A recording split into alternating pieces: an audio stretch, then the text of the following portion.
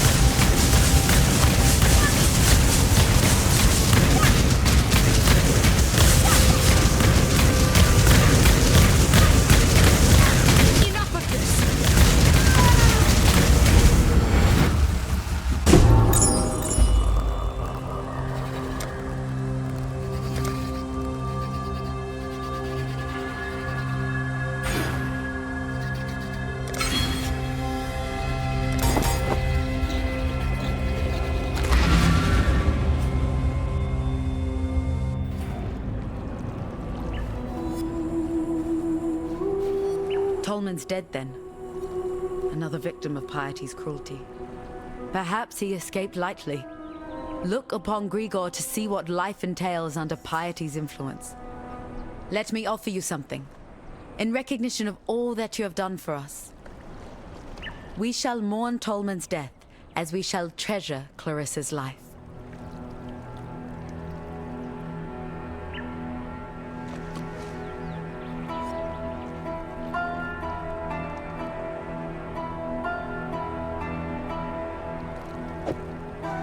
General Gravicius demands absolute obedience from his blackguards, meaning he's surrounded himself with cowards and lackwits, unable to lift a finger without orders. If you're able, traverse the river and murder Gravicius in his own barracks. He'll be ripping the very mind from the skulls of our enemies. Clarissa will weep for Tolman. She must. The cloud is darkest before the rain.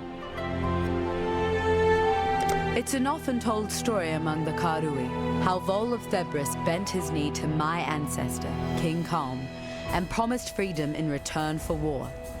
While Vol raised his Purity Rebellion in the heart of the Empire, Calm took Lord Lion Eye's head and the southern coast all the way to Siren's Cove. It was the greatest conquest the Karui have ever seen. If I knew how to cross the river safely, I'd be wearing Gravicius' head on my belt. Goodbye. I'll miss a boy. He was always up for a laugh, whether it was at his expense or not. But I will miss that Clarissa more. Argan's the name, by the way, and it's my honor to welcome you to dirty old Sarn, the metropolis of opportunity. The opportunity to make something of yourself, or the opportunity to have a very messy death. I was Clarissa's guardian angel back in Oriath. Put food on the table in return for a bit of light work. I try to keep her out of trouble as best I can here, but Sarn's full of secrets, and Clarissa's full of curiosity.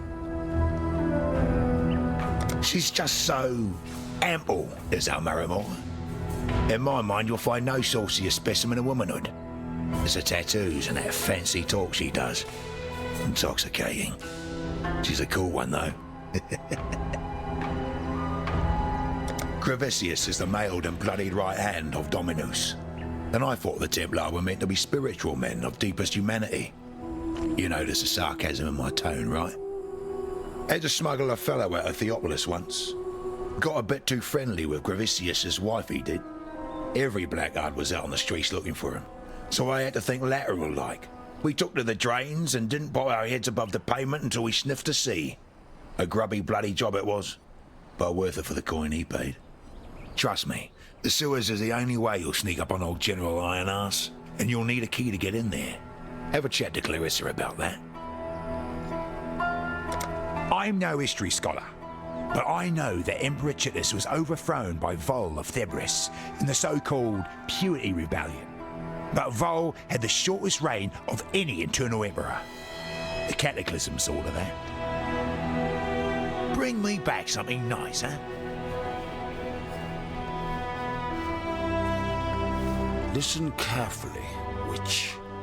Thanks to your sister in art, Piety, I no longer dream when I sleep. I only have nightmares.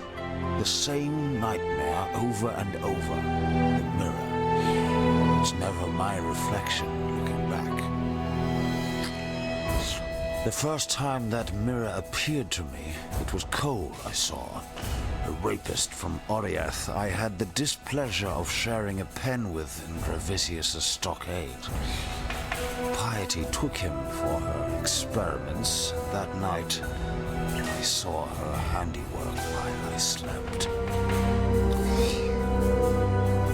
This time, it was Tolman. Flesh dried to leather, organs shrunk to husks, blood trickling through his skeleton like red dust in an hourglass. It's Piety's gift to me, that mirror. At least I won't be seeing Clarissa the next time I look into it. And for that alone, I hope it's not you I see either. Maramoa's sure of herself. And that kind of surety gets you killed in Sarn. You and all those around you. Hagen's got the right idea. Don't believe in anything that you can't trade or eat. I wouldn't rely on Hagen in a fight, and I wouldn't put too much faith in what he says. But he has one highly useful asset. His obsession with self-preservation. If Hagen deems you of use in keeping his fat self alive, he'll do almost anything for you. I tried to penetrate the Solaris Temple in the northeast. Almost got myself killed by the bloody ribbons that guard the place. Bizarre, floating tapestries they are. Creatures of cloth and thaumaturgy. Fortunately, a few legionnaires got in the way. While the ribbons eviscerated them, I ran straight into Gravisius. He dragged me over the bridge to the Lunaris Temple in the west and put me in Piety's tender care. Didn't say a single word to me the whole time. I was nothing but a spoil of war to him. Goodbye. Poor Tolman. I made this bracelet for him when he first arrived here. Idiot said he'd never take it off. I called him a liar. He didn't, though. Not once. I need to give you something. I asked a lot of you out there in the slums. More than I should have. You tried. And that's all we exiles can ever hope to do.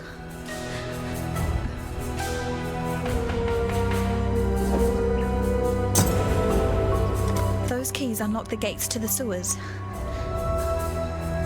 Tolman found them. Figure that in the worst of times, people will hide their wealth in the worst of places. We were never game to test his theory. Not with the Undying down there. But you're strong. Stronger than any of us here. I don't think you need to fear the dark. Sorry, I need some more time to think. We'll talk soon, I promise.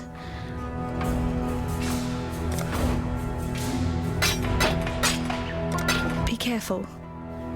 I walked halfway across this forsaken continent because of an ode. Of jewels and eternity, it's called. For twinkled promises of jewels and eternity, the Gemling Queen gave her heart and body to the King of Shades for one more day in the sun. The last day in the sun. That's but a portion of the full epic. The Gemling Queen lived, and she's the enigma behind the fall of the Ezomites and the Eternals both. Look to the Solaris Temple to the northeast. Find the Gemling Queen's remains before Piety does, and destroy them. Tread carefully, Exile.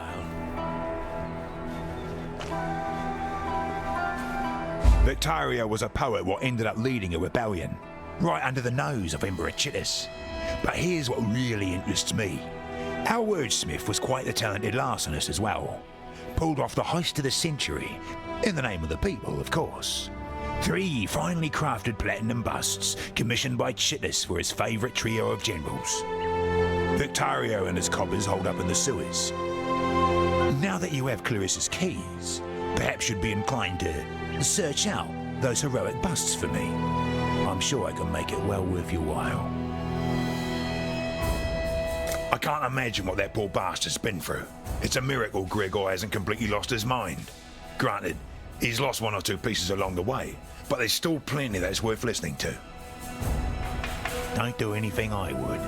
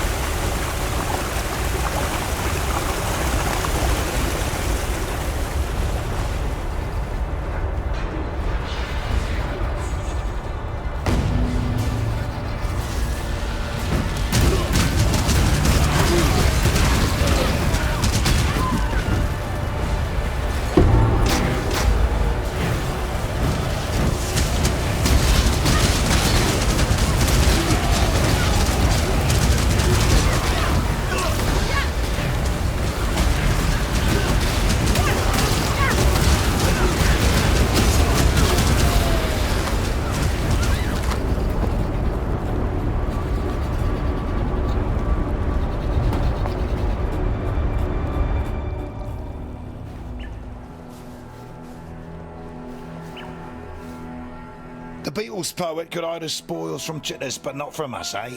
I knew you was the exile for the job. I'm sure you've been more than compensated already from Victario's stockpiles, but here's a little extra. Care of something I found under a dead man's bed. Why? Just because I like you.